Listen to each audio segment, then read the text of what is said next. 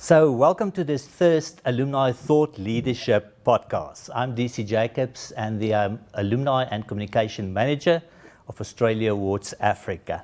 We plan to have similar podcasts in future, and our idea is to, stimulate discussions and share good ideas and good practices with our alumni.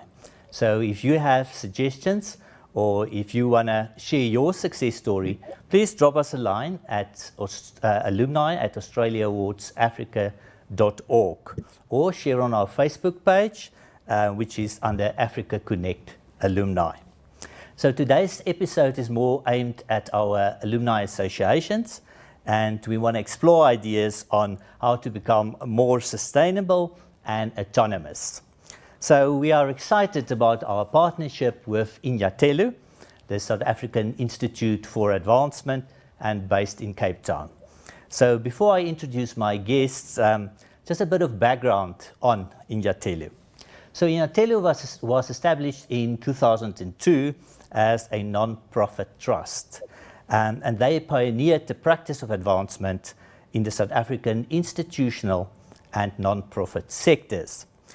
And then for Inyathelo, advancement is an integrated and inclusive approach through which organizations and institutions engage with their external environment to attract private investment and build partnerships with key stakeholders and supporters. So let me introduce our guests today from Inyathelo. So we have Farrell Domingo, the acting executive director. Welcome, Farrell. Well, thank you very much, DC. And we have Soraya Jonas, the finance director. Welcome, Soraya. Thank you, DC. Nice to be here. And both are Inyathelo advancement specialists as well. A bit more background about our guests. So Farrell spent 23 years at BP Southern Africa, where she was responsible for the corporate social investment strategy, the implementation of employee engagement programs, and the monitoring and evaluation of CSI projects in 8 sub-Saharan countries. She served on several boards of non-government organizations. So Farrell has qualifications in public relations, corporate governance and citizenships, and a postgraduate qualification in management studies from the Graduate School of Management at the University of Cape Town. She obtained a certificate in fundraising management from the Indiana University Lilly Family School of Philanthropy in the US. Soraya has worked in leadership positions across Mauritius, Canada, and South Africa in the private, public, and non-profit sectors. She joined Inyathelo as finance director in 2007 and trained on various aspects of non-profit financial management. She holds an MBA from the Graduate School at the University of Cape Town and the Anderson School of Management at UCLA in California. She also holds a BSc honors degree in accounting and obtained a certificate in fundraising management from the Indiana University Lilly Family School of Philanthropy in the US. So to kick off, could you tell us a little bit more about Inyathelo and the work that you are doing? Thank you, DC. It's an absolute privilege for us to talk to your audience.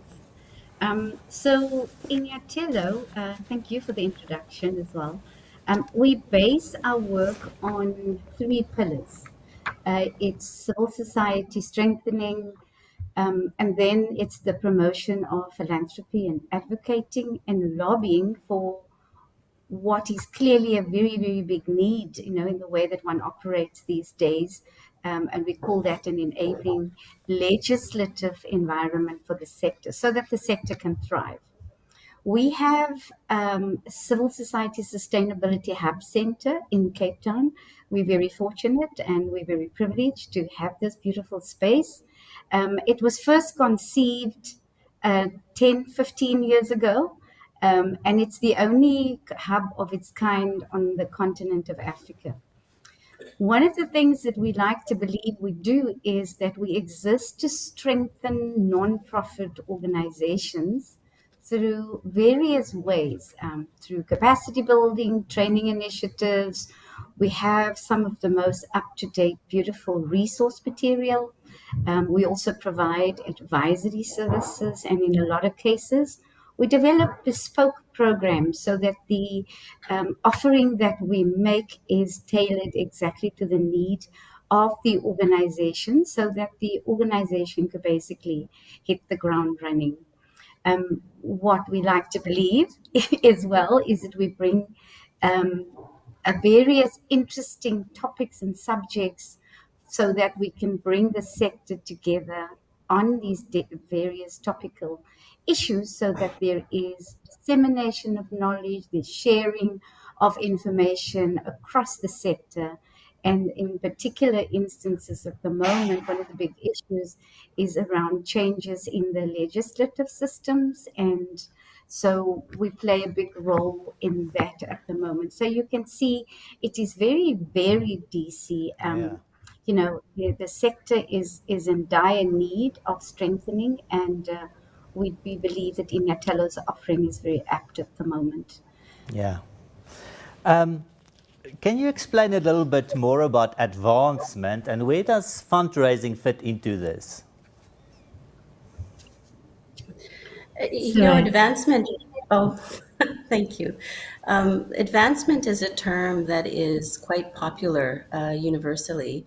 About 20 years ago, it was very well known in the university sector with fundraising and development departments and alumni relations. But over the years, with our founders, specifically in South Africa, who pioneered the term here, we're finding advancement departments across universities, within schools, and even nonprofits that adopt the approach. So, advancement really is an integrated approach to becoming attractive for fundraising. So, key to that is external relationships, and also organizational strengthening.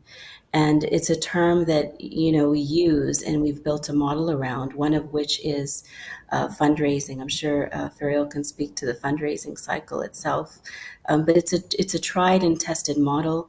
We've found that it has been very useful for nonprofits over the years. We've done research on it with our universities over the past 8 years, and we've really found a correlation between the investment you put into advancement and in advancement departments and sustainability and being able to attract investment, financial and otherwise. Yeah. Could you explain what interested you about Australia Awards and how do you think Inyathelo could possibly contribute to the Australia Awards program? yeah, I thought you'd ask me that, DC. So, organizational strengthening, and that is about being attractive for support, is our business. And so, looking at the various initiatives that the Australia Awards alumni are involved with and the difference they aim to achieve in the African continents, I feel that Inyathelo is well poised to be a support to further strengthen what is existing. I did have a look at your website as well, and I see that there's the most amazing projects in other parts of the world where you have the alumni as well. So Inyathelo helps organizations utilize their networks and building strong relationships, which is totally aligned with your alumni mission, as I've read about it on your website and have come to understand it. Yeah, yeah. During my recent conversations that I had with associations, common themes, after COVID-19, are the worldwide economic turndowns and issues around sustainability and membership.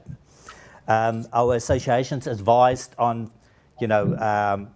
that fundraising is one thing that they would like to do, but it's unknown to them, and they don't know how. And as a program, we want them to be more autonomous and less dependent on government funding. What advice do you have for alumni association memberships in terms of this? Um, Sarah, Well, fundraising is not seen, it's an ecosystem, right? It's not, it's a Yeah. science and an art all at once. Through the COVID and through all of the challenges that nonprofits have faced, there was research done by Epic Africa that just, I think, maybe 3 or 4 months after COVID hit, that really showed the strain that has been put on organizations, and we've lost many. I think what is really important, even within your fundraising, is just to be able to tell your story, and your financial story, why you're here, where you've come from, how you've navigated the challenges of COVID, and what has enabled you to sustain yourself. So, very often we're sort of shy. We try to hide some of our financial issues, but it's really important to your supporters for you to be able to articulate that and for you to own that story. So we talk about self-sufficiency versus self-sustainability. So self-sufficiency really is, your ability to keep going financially and otherwise through your own means. I don't think we're ever going to be fully self-sufficient. We do depend on donors and other support. So we want an element of self-sufficiency, but Yeah. we need to be self-sustainable. And, we find that self-sustainability really is about that diversified income. So getting income from different sources, and not just geographically, but different kinds of donors, whether they're, alumni, individual, donors, or foundations, corporate social investment and otherwise, and even government funds and embassies. But also the timing of those funds, trying to reach those funds so that they're multi-year, so we don't always go in that, chase every 12 months. So it's really diversification, and also the timing of funding, and to have that spread out and, diversified in different ways, so it enables that kind of security. But also we've found, it's important to really investigate the legislative structures, even around tax. So in some countries, there's tax benefits for being, for formulating a certain way Yeah. and being a public benefit organization. That brings sustainability in various ways, because it means that you may be have tax preferential treatment, you may get refunds for value-added tax. All of those things add to income coming back to us in diversification. So just exploring those financial taxation structures are important for Yeah. associations as well in various countries. I could go on and on about this, being from a financial management background, but always, the importance of operating with a surplus. We mustn't feel guilty, or that we're doing something bad, that just because we're a nonprofit, we're making a profit. It's our responsibility to make a profit. That's what sustainability is. And the only difference is that we are not distributing those profits widely. We're reinvesting it back into our mission. So, that mindset is quite important. And we also take organizations through what we call an investment readiness scorecard, which then talks about different areas of your organizations and sort of assesses them in terms of your fundraising capabilities and attracting fundraising, and what's needed and where focus is needed, which is quite helpful as well. Yeah.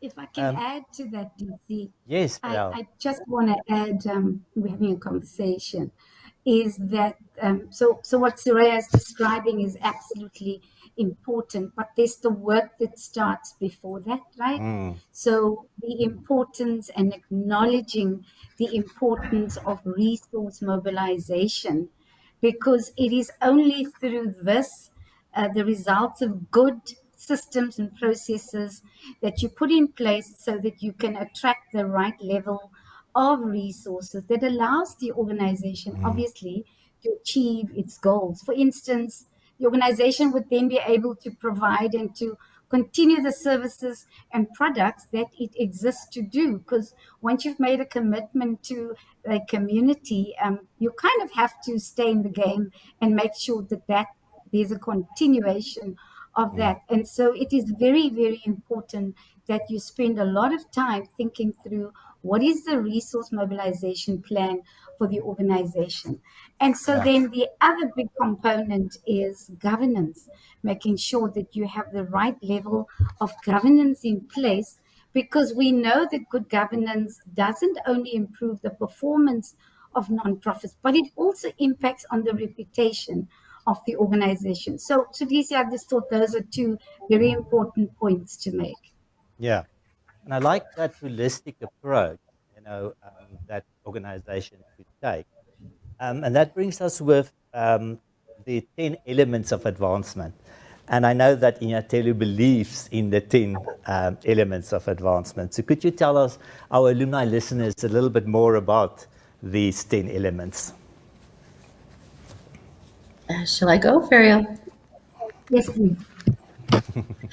Through the years when we've been working with universities and nonprofits, we sat down about a decade ago and thought, what are the key elements that we find organizations focusing on for their sustainability and attracting support? So we came up with this model called the 10 Elements of Advancement.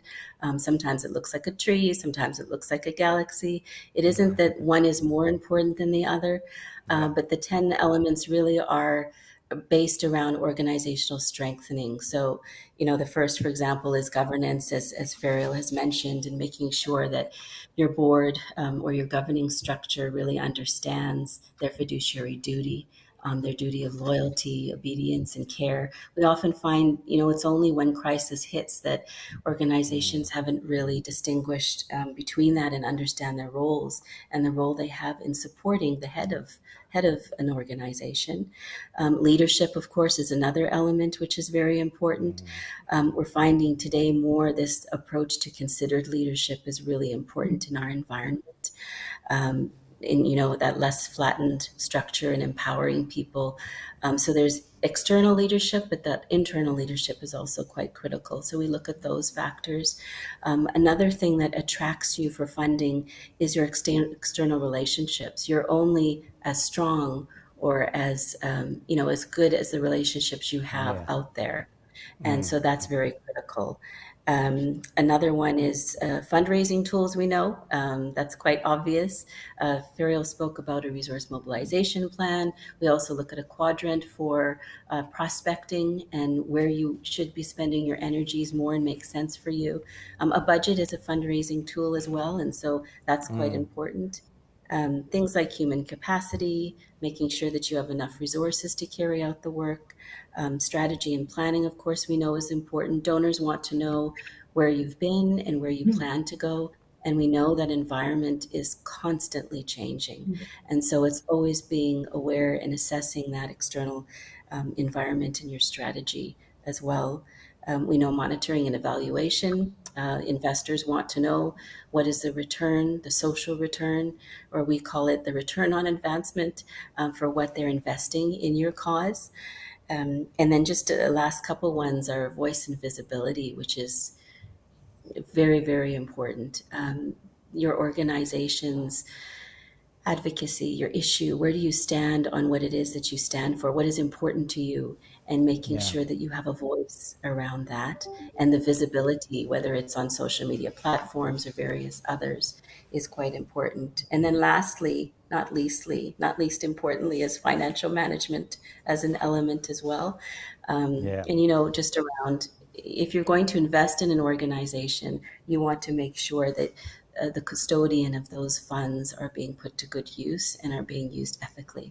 So financial management is also quite key to the 10 elements of advancement. So to me, it seems like, these 10 elements are, all part of setting up organizations, in this case now associations, setting themselves up for success. And another aspect, I think, around that is having a case for support. And, obviously fundraising is key in this, but for nonprofits, yes, it is important that fundraising is something that they should look into as well. Could you tell us a little bit more about this and other factors that the association leadership should attend to even before they embark on fundraising? Yeah, sure. Thanks, DC. So the case for support really starts out internally. It's an exciting project. I call it the project because there's so many components to developing this case for support. And it really does allow you to dig into the foundation of who you are. And then obviously you can then, in every instance, I think there's room for improvement. So it helps you to first of all internalize things and then to start presenting how you're going to express your work through the different components that make up this case for support. So, things that the case for support, for instance, addresses is the mission. Why do you exist? What is your purpose? When you're writing this case for support, there's this constant review. Are we still doing the right thing? You know, is there still a need for us? So it's beautiful to be able to, when you're writing up your case for support, to dig into that. And then, of course, it does let you reflect on the history and then the forward look, the vision. You know, are we still are going in that direction? So while it is a lot of work, as I said, it allows you to also review at the same time. The case for support will, in a big way, talk about the problem that you're trying to address. What is this change that you want to make? What is the problem, first of all, and how you're going to deal with the solving of that problem. Again, it allows you insights into the organization's objectives, your plans, your programs, and then importantly, your budgets, you know. So from this, and then when you're expressing your case for support, and then you go externally through your proposal and the various other means that you need, which is often driven by what the partner slash donor wants, right? I mean, different people have different needs, or different donors have different requirements. But as long as you have your case for support, you've got the core of what it's needed to be able to present yourself externally. But the thing to remember, DC, is that it is important to match your case for support with the grantor's case for giving. So it's about matching support to giving, right? And to make sure that there is good alignment, absolute good alignment, because you'll be fooling yourself if you're just going to present something that you think really makes sound case, but it hasn't. You haven't really done a lot of checking on the other side whether there is in fact a match. So that's very important. You have a mission to achieve, and so does the donor, right? So you have to match that. So it's a partnership. We like to think it should be an equal one of investment and not through imbalanced power. So there's a whole session to do about that, DC. But I think it was just important for us to say that it is important that you match the case for support to the case for giving. Yeah. So one of the other aspects that I hear from associations that they struggle with is attracting members, new members, but then also, having good offerings or struggling to keep those membership active. So many of the associations have like two pots of almost membership, like paid members, that's interested and taking part, but then also a pot of other contacts that not necessarily are very active in associations. Do you have any tips for associations on how to make sure that they attract and keep those members, active in the associations? Surya? Yeah, I mean, I think we can add, we also have similar kind of concerns, and it's just to maintain and be in the hearts and minds of your community, isn't it? And to keep those offerings very fresh and very relevant, because people are always looking for that connection, especially now, once people have moved out of the pandemic. So it's offering, I think, a variety of different offerings, whether it's the ability to network, whether it's certain products available that are even sold, whether it's publications, whether it's, this kind of forum that you're having is always very useful. People also really want to peer from each other and have the opportunity to share and exchange. So I think it's just keeping things fresh, bringing the hearts and minds, but from a budgeting perspective as well, to make sure we're always over promising and under budgeting. And so when we're asking for these services, Yeah. it's a part of our purpose, isn't it? It's a part of our mission in the associations to make sure you budget for those within your offering. Some things seem like they're free, but there's always a cost somewhere. And very often we Yeah. we work with associations like you're speaking about, and that whole concept of volunteerism and putting forth, actually costing. What does a volunteer cost? If that volunteer wasn't there tomorrow, you would need to source that financially and to Yeah. show Yeah. your supporters that you have sourced that, because our donors also like to see what efforts we've made in being able to build those financial resources to have this kind of, alumni networking offering. Yeah. So to be conscious of the costs as well. I'm so glad you talk about volunteering because, in the associations, volunteering that's what they're doing, that's very, part of their sort of DNA. But I also want to talk a little bit about information and tools for fundraising, because we know that our advancement plan, that's very important. And Inyathelo has several learning resources available, especially under your Ask Inyathelo section of your website. Could you tell us a little bit more about those resources and how alumni could access those resources, online without any other, Right. prompts from our side? Sure. Thanks, DC. So over time, we've obviously developed all these resources based on a demand. Um, and having engaged in the way that Inyathelo operates is we run what we call a clinic service, which is an advisory session talking to the issue that the client, for lack of a better term, is struggling with. We provide guidance and advice, and often point them in in the direction of the resources where they can go and get more information, or attract them back to some form of training, etc. And so there's a number of ways in which you can access the resources. We have an Ask portal, which is on our website.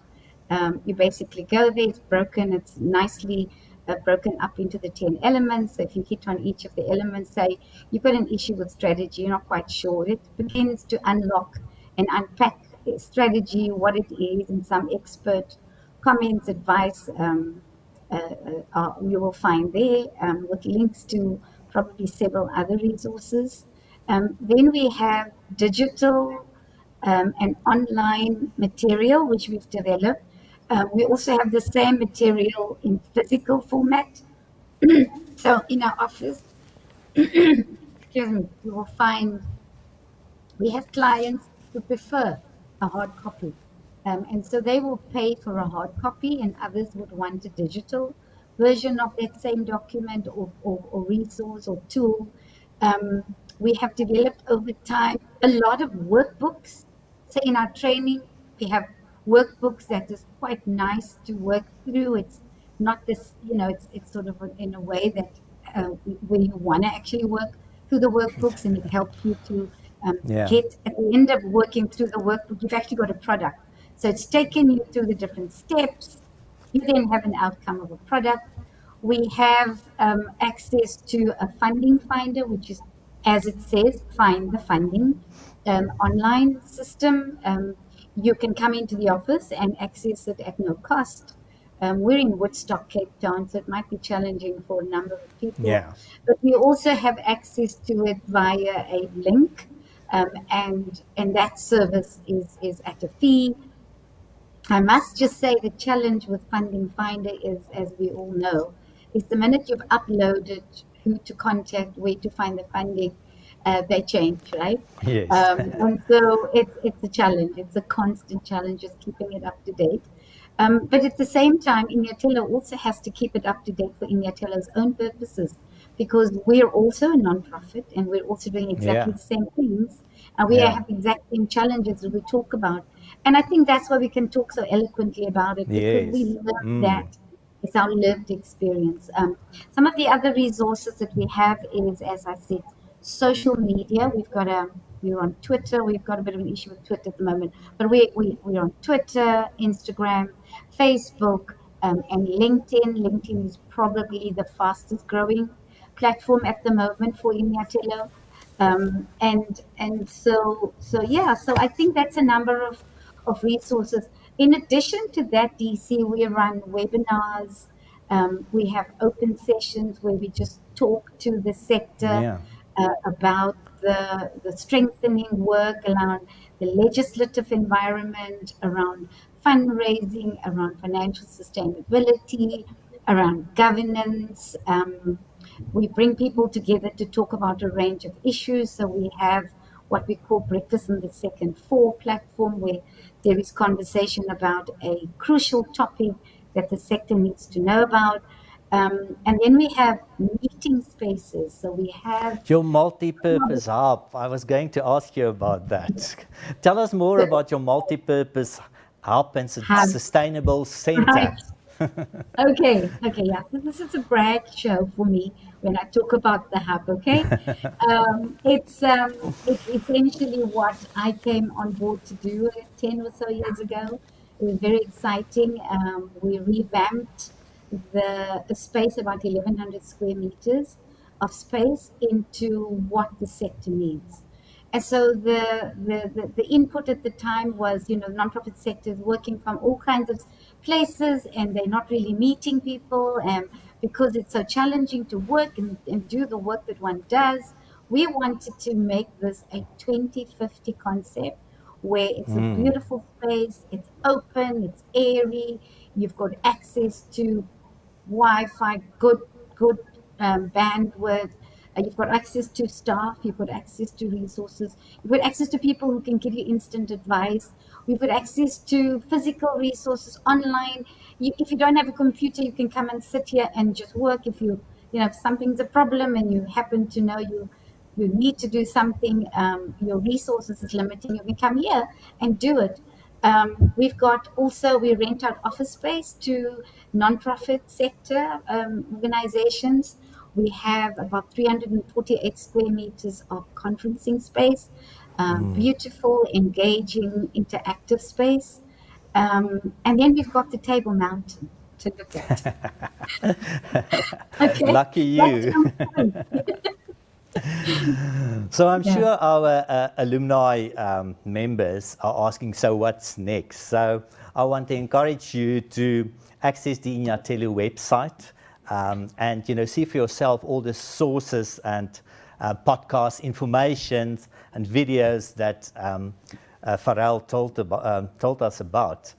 So the website is inyathelo.org.za, and Inyathelo is Inyathelo, inyathelo.org.za. So we want to build a longer relationship with Inyathelo, and we hope to continue our collaboration with you on training for our alumni associations in future. Anything else from your side that you want to mention?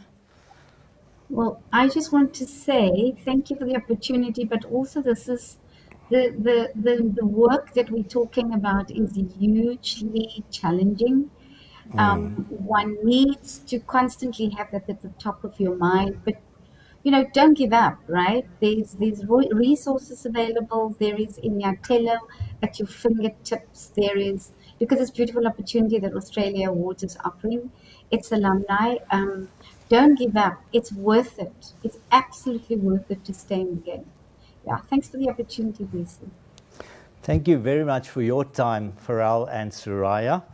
And thank you also to our alumni listeners. And if you found this podcast interesting, or have suggestions, please contact us through our Facebook page under the name Africa Connect Alumni. And then we'll see you next time. Thank you and goodbye.